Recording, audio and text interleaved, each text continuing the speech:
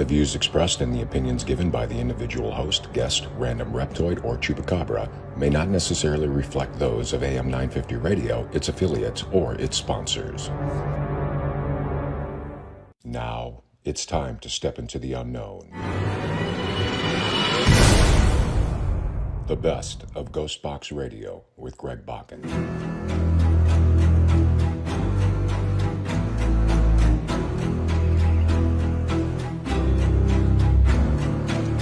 This is the best of Ghostbox Radio with Greg Bakken on AM 950.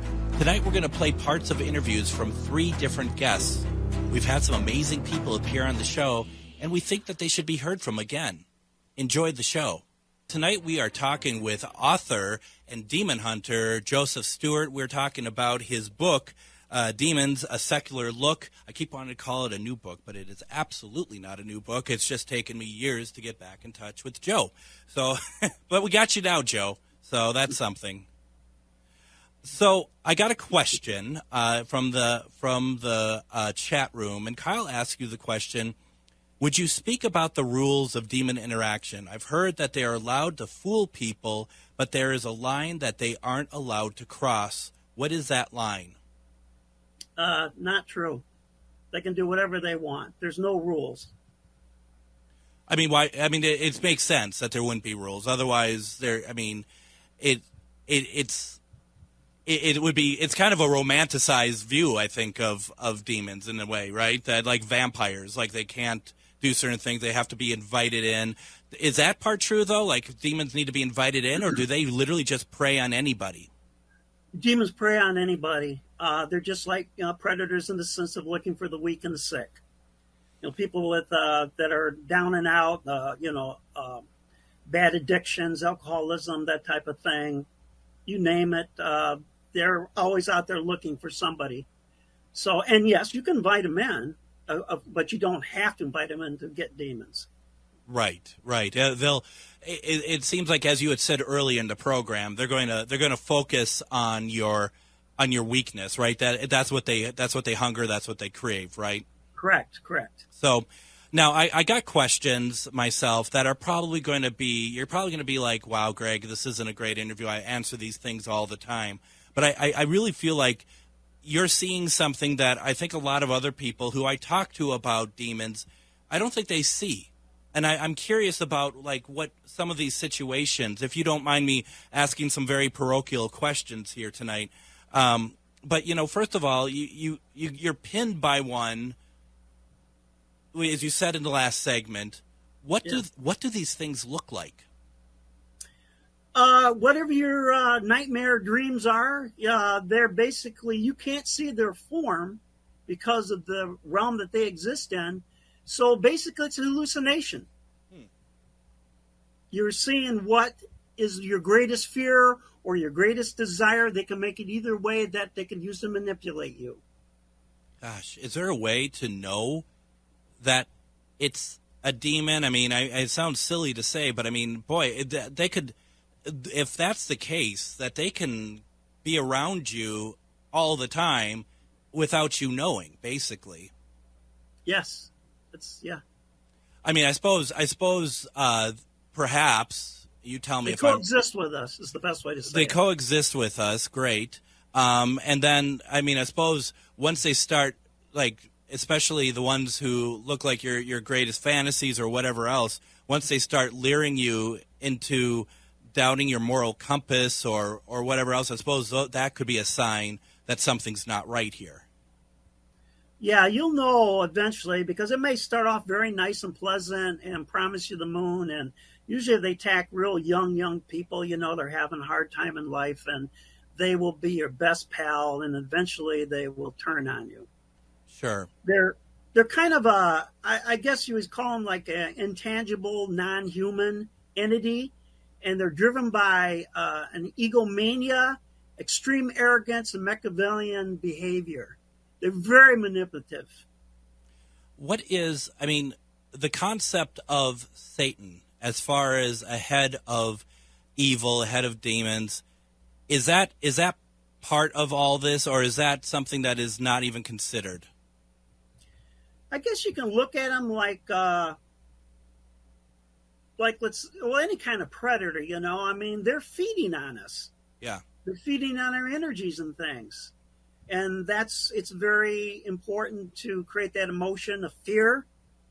And with the sex demons, with sex, all that energy there, and that's what they're doing. They just keep feeding off from us. The demons are, they're intelligent. I get that. I understand that. But would you say their need for chaos, their need to do what they do to people, is that no different than, say, the need of what a piranha needs to do, a need of what a shark or a tiger or a lion, that this is just in their DNA, so to speak, and that this is what they do. There's no demons that's going to turn and become good or anything like that. This is what they are. This is what their existence is for. This is their nature. Yes, this is their nature. The one thing about them is, and the reason I called the book A Secular Look was because if you start viewing the demons with the blinders of a religion, with their dogma, there's a lot of things that you're not going to see and going to omit that could get you killed. So you need to be open-minded and take it out of all that context and look at it for what it really, truly is. I think that's very smart, and that's kind of what I was getting at for sure when I was asking about like the exorcism and stuff. And growing up Catholic myself, I mean, I find that all that stuff so fascinating, like the Vatican and how all that works. But I also need, and I'm learning more and more as time goes on, that there is such a bigger view to just everything in general.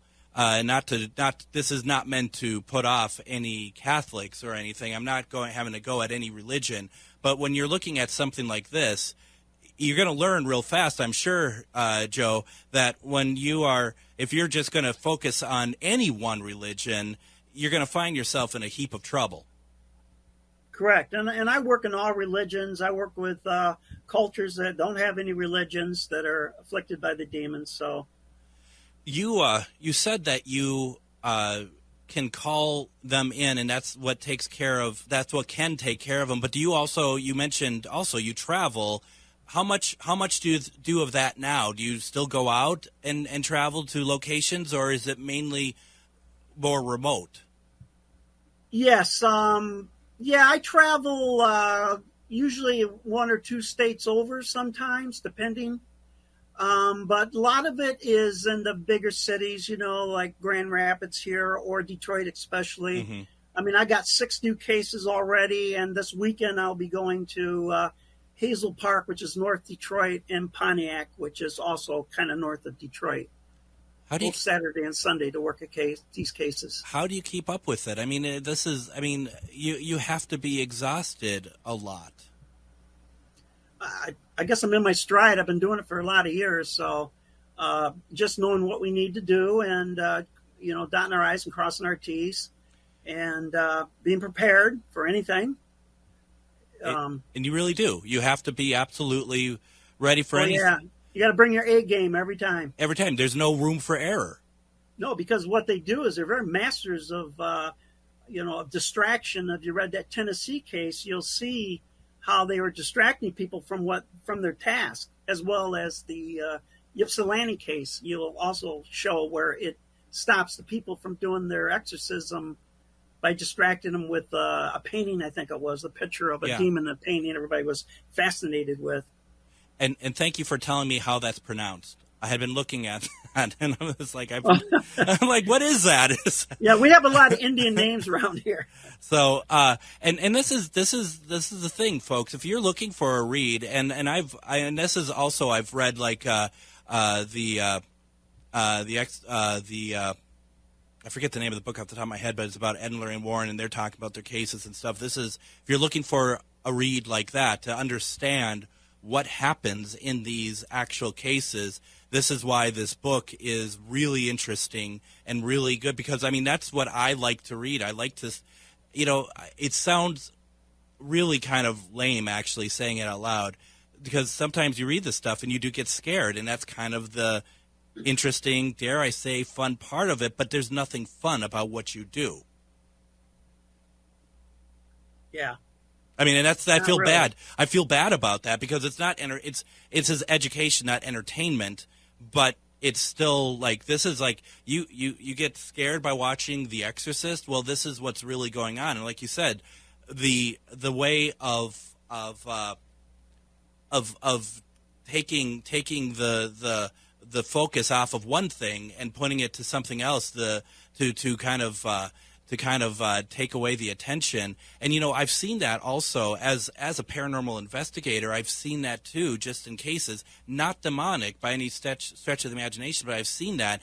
And you look back later and you're like, oh my gosh, I totally fell into it. I mean, do you run into that? Are you really good now that you pick up on that right away? Yeah, I mean, I did ghost hunting for, over 40 years. I started back in the 60s when it wasn't popular. Yeah. Hans Holzer, which, Dave Schrader had that show about. Yeah. I studied a lot of him in the early days. And I'm sure I ran into demons. Now I look back at some of these cases. I know I have, but they don't want you to know about them. If you don't know about them, they can do anything that they want. And you'll be none the wiser.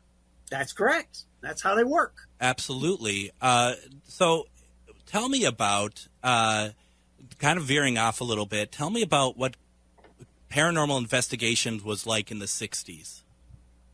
What were you doing? How did that work? Well, we didn't have all the equipment that you have today. Used a reel-to-reel tape recorder. Yep. They made smaller ones you could take into the field. It's, investigating, getting the information, doing historical investigations, taking good notes, having experiences in that, 35 millimeter photography. We didn't know much about EVPs then, but occasionally you could hear something, on the recorders. And you just tried to help the people as best that you could, not like you can today with all this technology now. It makes it so much easier, to do it. Right. I mean, do you feel like the technology is good, or do you think? You mentioned that you think that it's gotten a lot better to help people. So it's the equipment and stuff seems to be kind of a positive for you. Well, it can be a positive. I mean, I prefer using a good psychic. Absolutely. I mean, there's some out there that just can really connect to that world and what they're saying. And believe me, I've done hundreds and hundreds of hours of EVP work and stuff. And it's just a lot easier to use a psychic and tune in really quick to what's going on. I have a couple reel-to-reel players that and recorders that I take out on occasion because for that very same reason, I like to sometimes record onto analog opposed to digital and see what I can get. And it's really kind of cool. Except that if you took 2 hours recording, it's going to take you 2 hours to download it into your system. I know. Yeah, I've been there. I know. And the fact, too, I don't want to reuse the audio tape either because I'm afraid of bleed through and all that stuff. So, no. But you get your best EVPs in the analog. And that's why I say once in a while I bring it out there. It's a pain. So when was it then that you're doing all of this investigation and stuff? And Hans Holzer, absolutely. I'm just, as you may or may not know, we just did an event with Dave Schrader. We talked a lot about Holzer files, and I've got a lot of his books that I've been reading as well. When was it for you that demons started to come into the picture? 2009, I was doing a haunted house, and it was revealed later on that a woman was being basically raped by a demon. She was Catholic, and I didn't believe in demons, but I knew that ghosts can get very feisty and nasty, depending on how they are in life. That's the way they are in death. Yeah. And so that's what I thought it was, and then it got revealed to me when I went and investigated the previous house that she lived in. That was an incubus that was actually attacking her, and I did not believe it up to that point. And then it was face to face with it, and then I had to believe it. Was it at that point that you decided that I need to play a role into helping people with that? Okay. No, it wasn't like that at all. A friend of mine who was the woman's boyfriend, this thing he was defying it, trying to protect her, and it was literally eating him away. He was almost like a Holocaust victim, and it was going to Wow. kill him. And so I knew it existed, and I had to figure out, how do you fight something like this? And you go to like the internet and you start looking, and then you say, anybody can say anything out here. So I got to know if it's real or not, because I can get killed out here doing this. Absolutely. You are listening to the best of Ghostbox Radio with Greg Bakken. Remember, you can hear full past episodes, see upcoming events, and order books of the authors we have on the show by going to ghostboxradio.com. Don't forget to like us over on Facebook. Look us up at Ghostbox Radio with Greg Bakken. And finally, please consider supporting me on Patreon. We have a special, unique audio content that you'll not find anywhere else, plus special episodes. On Patreon, you can find me as Ghostbox Radio with Greg Bakken.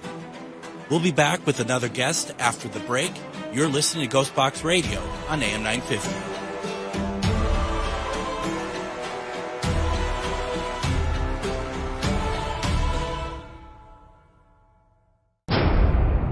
The best of Ghostbox Radio with Greg Bakken. Did any of you watch or pick up on what was happening with this congressional hearing today that was all about information that had been kind of kept away from Congress regarding UAPs and regarding everything that's around it?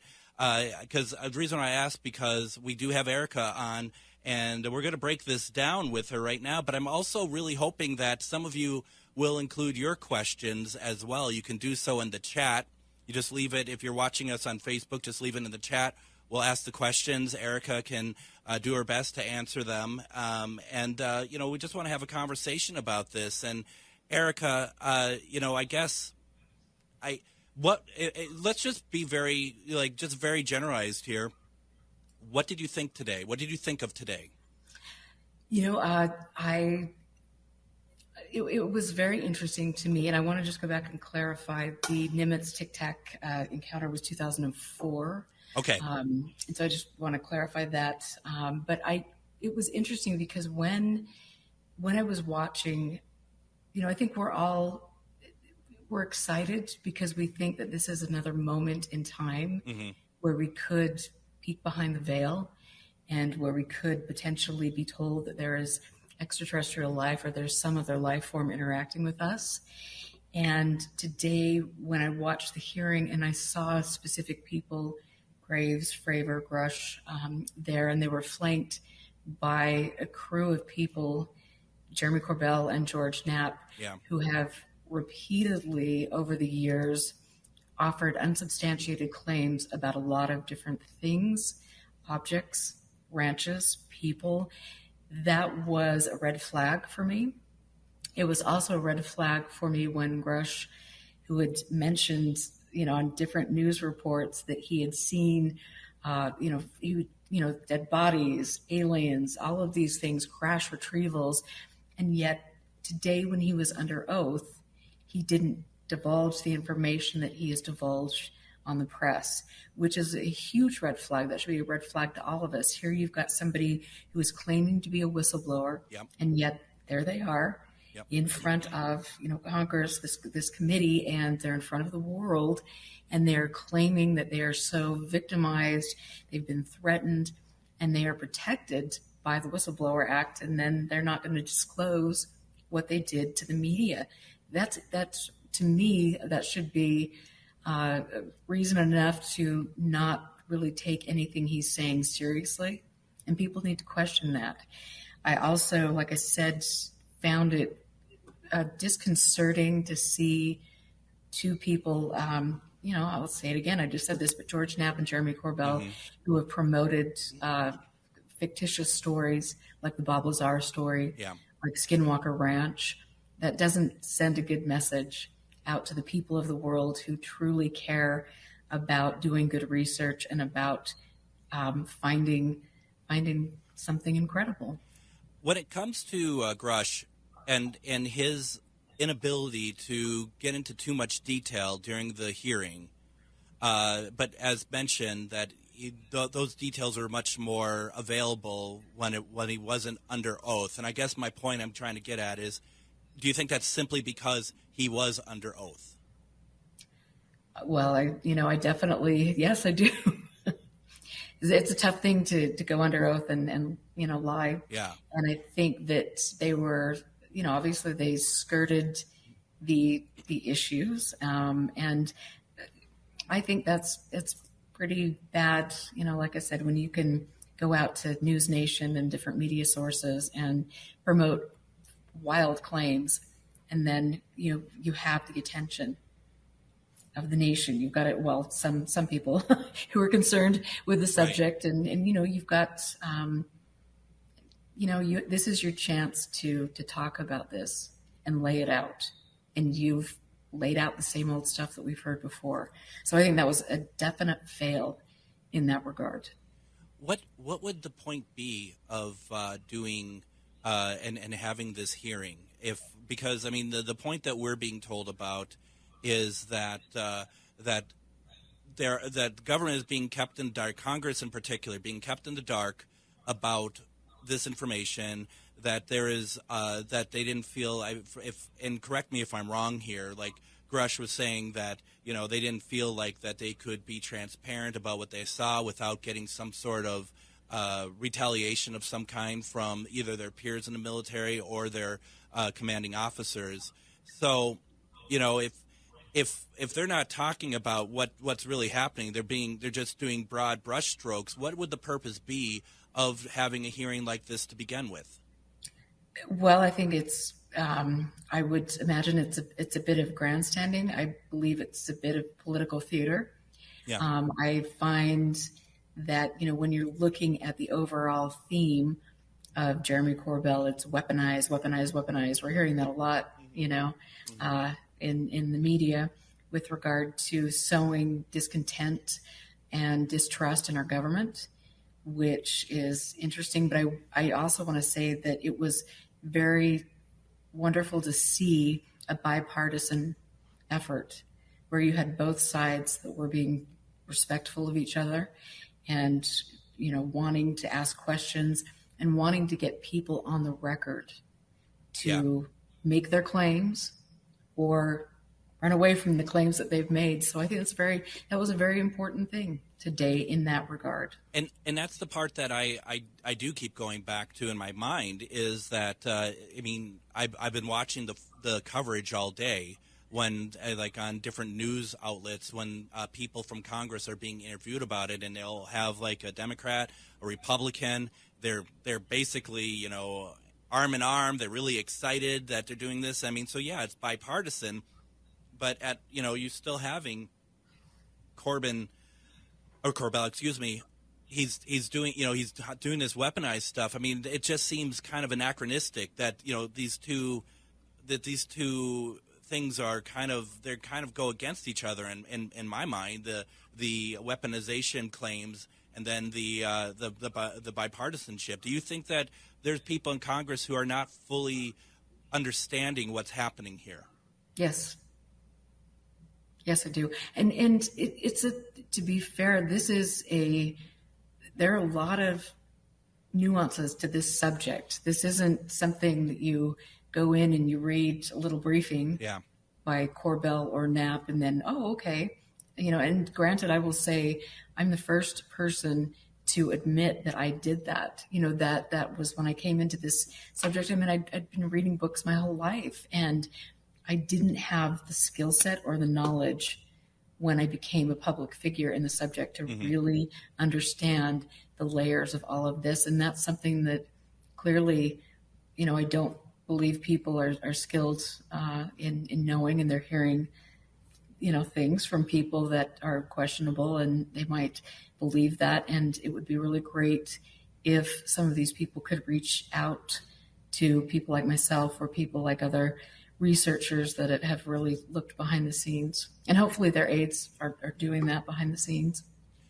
Yeah, I think, it feels like a little bit that like people like Grush is kind of banking on perhaps them not looking too far behind the scenes, where if you're just going off of what's being presented at the hearing just by face value, there's a lot of interesting things there. And, probably one of the things that is, in my mind, the most interesting is he had interviewed officials who had direct knowledge of aircraft with non-human origins, and that so-called biologics were recovered from some craft. You know, that's the golden ticket, isn't it? That's what people want to hear. But You know, it is, and I just have to like hold this up because I mean, I've got, you know, like I said, I've got a huge collection, and I go back through some of these periodicals and you know, research papers, and there's always been the myth about UFOs landing. I mean, this is Popular Mechanics, May 2021. When UFOs land, startling physical evidence they can't explain away. You know, I mean, this has been the narrative, yet nobody has actually proven yeah, that we are being visited by extraterrestrials, and today, or some unknown entity. And yet today we saw three men who I will say I have to respect their military service. Mm-hmm. That is really, you know, that is very admirable. But at the end of the day, where's the proof? Why go through all this when you are protected under the whistleblower status and you're not providing things? That's, I'm sure, to people that have invested a lot of time and effort into researching the subject, or people that care about it and think it's fun, we're probably very disappointed today by what took place. We're talking with Erica Lukes. We've seen her on so many programs talking about UFOs, UAPs. We're talking about the congressional hearing today. I would be very interested, anybody who is listening, put a comment in the comment section of if you're streaming this, and let us know your thoughts. I'd be very interested to know what people thought, even if you didn't watch the whole thing, if you read an article, if you just were just taking part in some way, you're not totally invested, but you knew what is happening. We'd love to know your thoughts. Please put it down there so we could read those.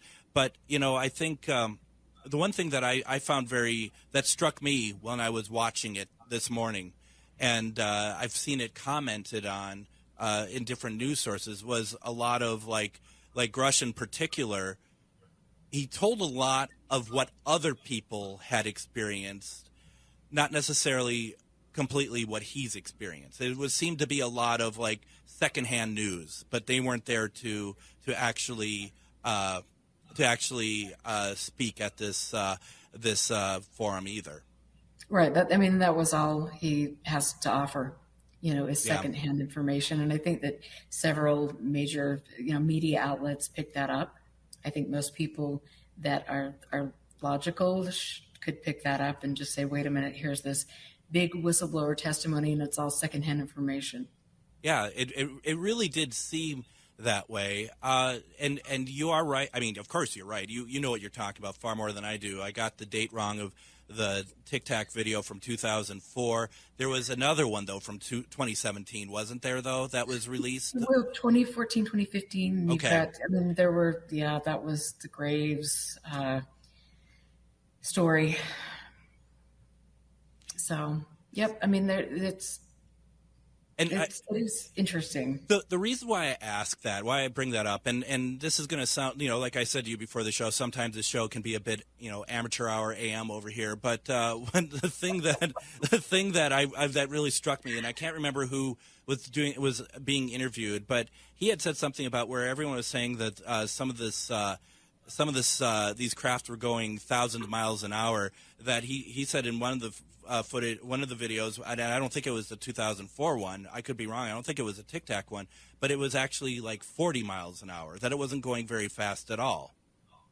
You know, there have been different accounts of that and people that have researched that. I think Mick West has done a really good job at talking about some of that. So, I mean, those things can be argued. And again, like where is the information backing up their claims? Yeah. Well, absolutely. You know, that's just their claim. You know, they should have all sorts of things other than George Knapp and Jeremy Corbell's statements that were submitted. You know, it's show us the evidence. The burden of proof is on the claimant. And so far, they have not produced anything tangible. That they're kind of living off of the hearsays. And, you know, yeah, go ahead. I'm sorry. I was just going to say, and it's also like, in my opinion, having studied this and the people involved and the people who are backing the people involved and the cohesiveness of this group of people, who are kind of working together to do what they're doing. I don't know. They have a very good stick. Yeah. They've got a good group of people that can go out there and probably at the end of the day, some financial backers. Robert Bigelow comes to mind, Yeah. Peter Thiel potentially.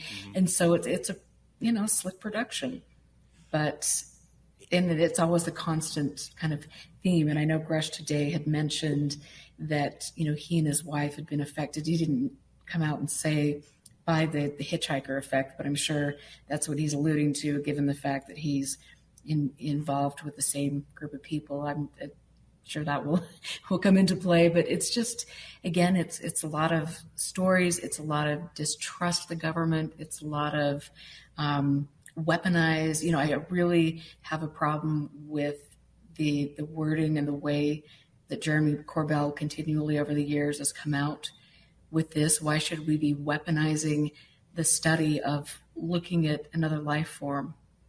And, I also want to just say that clearly on the record, you have NASA officials, you've got government officials that are throwing down the hammer and saying, we've studied this, we've seen the evidence, there is no proof that extraterrestrials are here.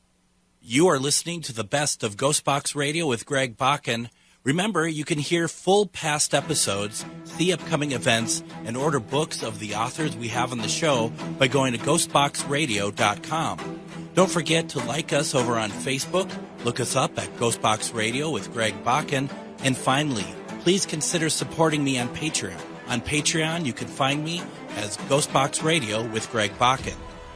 We'll be back with another guest after the break. You're listening to Ghostbox Radio on AM 950.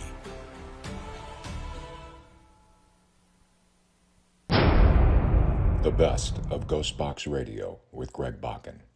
We are talking about the sounds Bigfoot makes, and you might be like, well, we haven't talked about any sounds Bigfoot made yet. And, honestly, Robert, I'm not quite sure how we're going to do this in the sense of we're going to play these, and I don't know if it's just like, does that sound right to you? And you're going to be like, yeah or no. I mean, but I think that they're interesting.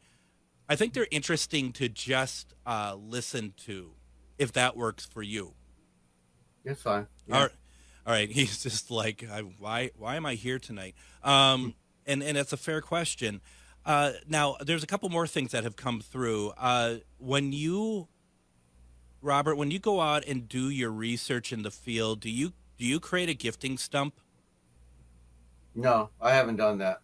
I know what you're talking about and stuff, and I know people that have done that with their house. They've left stuff out in their house and stuff, but I do know some investigators that have done that. I haven't done that. We did it in Indiana, and we like Zanzi did.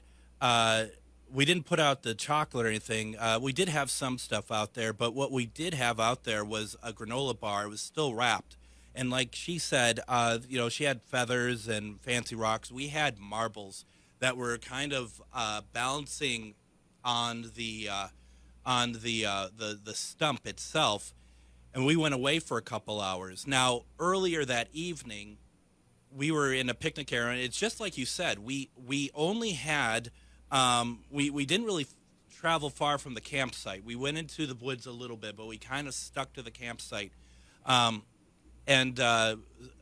we had some Funyuns, a bag of Funyuns at a picnic table, and some raccoons came up and they took it and they ripped it apart, just like what you expect raccoons to do.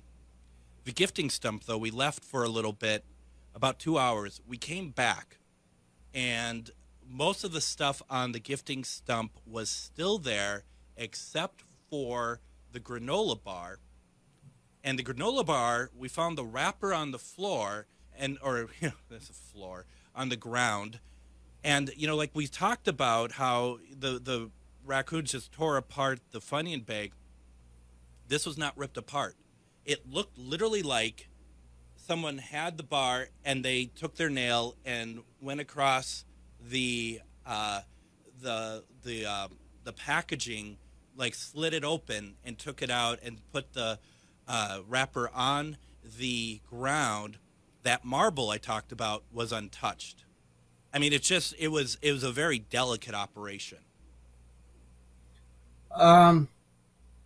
Most of the time that I know investigators do it, they set up a trail cam or some kind of a recording device to keep an eye on the area where they put some gifts.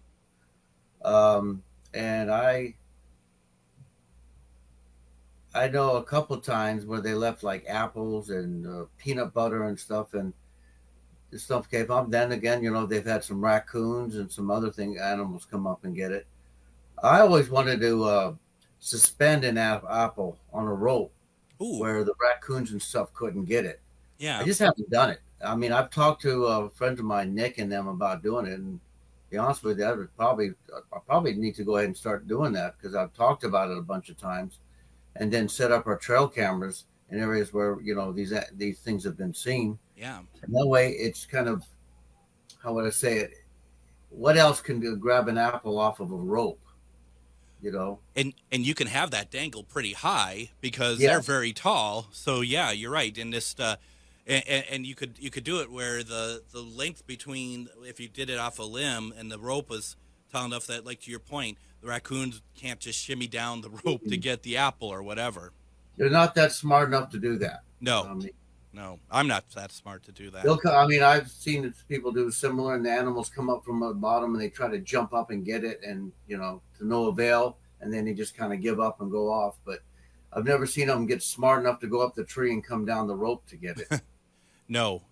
If you do that, please let me know. I'd love to know what you find with that. I think that's a fantastic idea. I need to do that. You do. Mean, like I said, me and the group I go out with, we've talked numerous times about doing it. I'll be honest, I don't know why we haven't done it. Now you've at a loss right now, because now you're talking about it. It's like do it. Just do it, Robert. We're gonna do it. We're gonna do it this time. Yeah, do it this time. And how often do you go out into the field? Well, I haven't been in a long time, and because the weather down here in Florida has been extremely, extremely hot. Mm-hmm. Mm-hmm. And I have, I'll be honest with you, I have taken a step back a little from it to focus on my wife, because my wife has Parkinson's. Yeah. And she has been doing this furniture stuff, and I decided I wanted to help her, push, because she's been supporting me for a long time, and I just wanted to take a step back and support her. Yeah. She does enjoy camping. She does enjoy going out there. She's a fantastic photographer. I'm not sure how much she really believes in all this stuff, because we've seen some obvious hoaxing and some stories that are a little far-fetched. So she's on the border on it. She's a little bit more in the paranormal than she is in the cryptozoology, but she does go out with me, and she does keep an open mind. But she, if she doesn't think somebody's being truthful and stuff, she will call them out. When you're saying this, and when you're talking about that apple, and it's like, why haven't you done it yet? Robert, why haven't I had you on talking about paranormal and ufology? Because you're well versed in all of that as well. We never seem to talk about that. I love all that stuff. The paranormal, ufology, the unexplained. Yeah. Missing people, the Bermuda Triangle. I love, that's, it's not just Bigfoot. Bigfoot seems to have been what it is, I enjoy going out in the woods, and I enjoy looking at this stuff, Bigfoot's an excuse to go out in the woods. I mean, not saying I don't, I think there's something out there, bottom line. Mm-hmm. But I also like going out there and, going into an old abandoned house and stuff with my wife and stuff, and looking at stuff. And we do know all the paranormal groups down here in Florida. Yeah. And, I'll be honest with you, we've actually talked about, maybe going out and checking out some, paranormal places and stuff versus, doing the Bigfoot, especially when it's really hot, You're in the swamp. swamp. In the woods. You're in the swamp. What are they called down there? Skunk apes, or? They call it the skunk ape. I kind of, Well, I mean, it's traditionally called the skunk ape. Dave Shealy kind of, Yeah. popularized that term, but it was actually used a lot longer before he ever used it. I mean, it was called the Everglades ape. Mm-hmm. And some people just, never really associated it with Bigfoot till the Patterson film came out. And then people started, hey, we got one of those down here. And then a gentleman, last name Osborne, in 1971, when him and two other guys were out in the Big Cypress Swamp, saw it. And when they were interviewed, he pretty much animatedly said it's a skunk ape. Yeah. So the name stuck. Some investigators don't like it. Ramona Clark Hibner in the 70s hated the term, and she actually called it the Yeti. She liked the term Yeti. Yeah. Some people refer to it as Bigfoot. Some people refer to it as a swamp ape. I'll be honest. It's the skunk ape because that's pretty much people refer to it down here in Florida. I prefer the term swamp ape. Yeah, I like that It's better. got a better ring to it, because up in Texas they call it the wood apes. So here in Florida we have the swamp apes. And one thing I forgot, I never really talk about when I retell the story that I had 100,000 times. But one thing I never talk about, and was thinking of the term skunk ape, was the smell that we encountered as well in Kentucky. The kind of the dank urine, very and like it's just it was very potent. Even when we didn't see that creature, it was like all of a sudden it was just around us, that odor that it just kind of raised our alarm of like, okay, what is going on here? Believe it or not, this animal, and I'm not just talking the Florida one, there's reports of the animal, the Sasquatch, over in California, Oregon, and it's been known to give off a smell too. People have known a very pungent smell.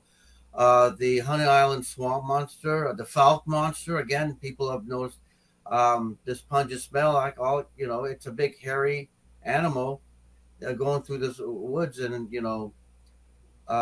there's different theories. I mean, I have talked to people that have seen it and didn't smell it. Yeah. I've talked to people that have smelt it and didn't see it, and I've seen, last one, of course, people have seen it and smelled it. So it's kind of, it's well, it could be anything. It's been known to give off a pungent smell. Now, what is the name of that site? Because Marcy's asking the question. She's like, I've heard that there's Bigfoots in Sierra National Park. Has anyone investigated there? My guess is that if someone knows that there is a creature, they've investigated it. And there is a website that you have talked about before that kind of tracks where people have seen sightings of these creatures. Well, the best one is Matt Moneymaker's site, the BRFO.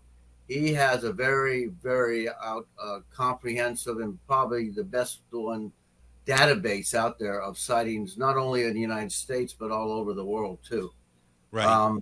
And he does have a team of investigators that goes out and when a report comes in, and they'll go take a look at, unfortunately, some of the reports that come in, the person, is telling a report of something he saw like 10 years ago.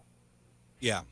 So that's kind of hard to investigate it. But, like I said, the BRFO is probably, in my opinion, one of the better sites out there when it comes to, doing research and looking. Because I tell people, when you're going out to an area, go to the BRFO, see if there's been any activity in the area that you're going before you go out there. Do you feel that it's, and we're going to get to some sounds here in a second, but do you feel that it is, if you're looking and you don't see a report of a sighting, do you feel that it's maybe not a place that you should go and look, or do you think that that's more of like a kind of a lost opportunity and that you should go and check it out? Me, I only go to where I've been told or read where there's been some activity, because there's a reason why the animal's out there. Now, you can find an area close by where this, there may be some sightings, and you look over and say, well, look at this wooded area over here. Maybe it's, gone over there. I have done that. I've actually looked over at this area and say, well, look, there's a creek going through here. I wonder if this animal is traveling the creek. It was seen going in this direction, And so let's go see if it actually, let's see if we can head it off at the pass and see if it actually comes down in this area, Absolutely. So, I mean, yeah, you got to kind of do a little bit of detective work, or kind of trying to think where you anticipate it, the next sighting might be. Which is or the where this fun. animal- Which is the fun part, right? I mean, that's Oh, I mean, that's the best part. We're going to need to head to break here in a second, but I want to play a roar, and these are from woodape.org. Just as a, I think that this, I mean, I'm sure there's other sites, maybe they're better sites. I do not know. If you know of good sites out there, folks, let me know.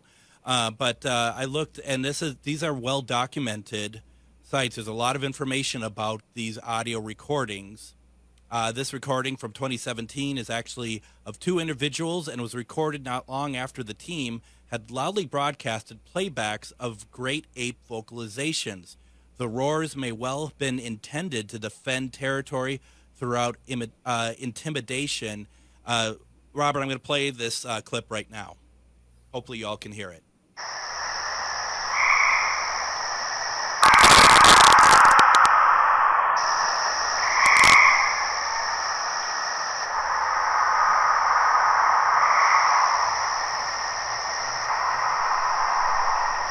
Well, that's frightening. I'm going to play it one more time.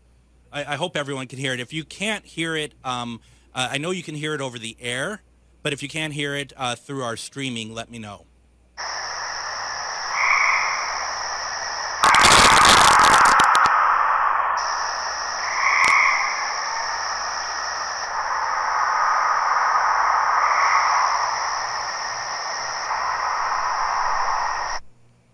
So what do you think of that, Robert?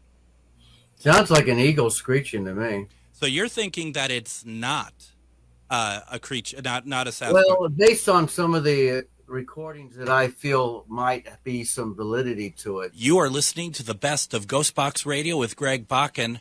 Remember, you can hear full past episodes, see upcoming events, and order books of the authors we have on the show by going to ghostboxradio.com.